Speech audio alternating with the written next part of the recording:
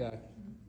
A stretched muscle is a weak muscle, yeah? So if you take your finger, put it in here, grab onto it, yeah, you're all doing that, and then try and pull it out.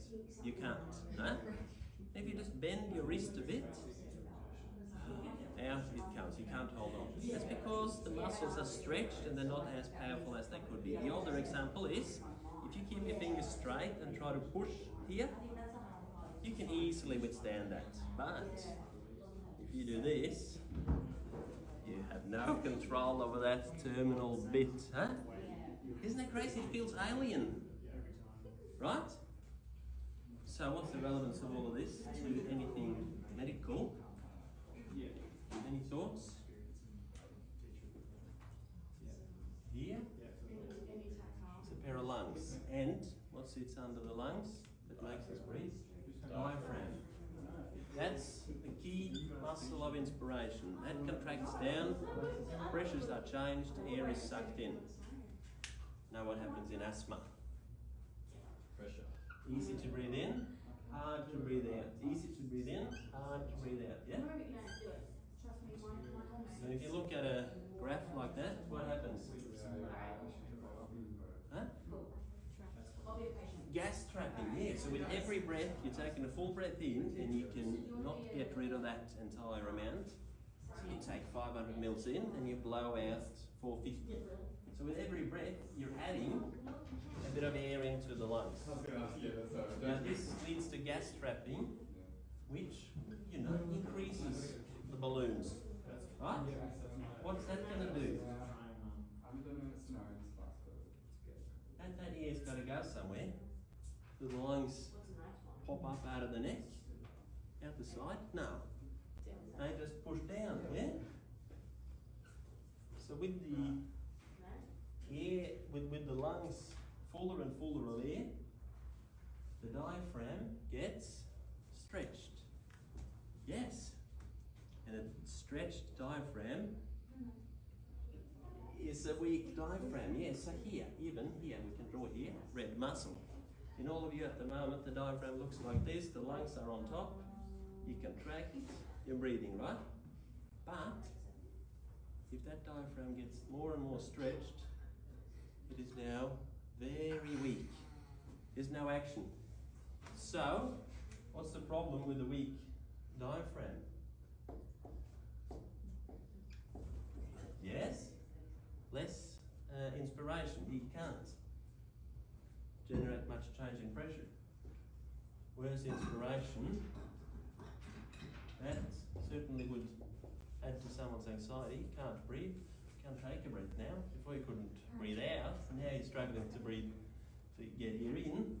What'll that do when someone's anxious? Increased rest rate, which, if you look at this graph, that's of course a problem because you need as long as possible between each breath to get all that air out. And now, because of there's anxiety, the rest rate's quicker, there's even less time to get rid of the air. So you take a breath in, and even before you land there, you need to take another one because the rest rate's high. Right? You'll be gas trapping even quicker.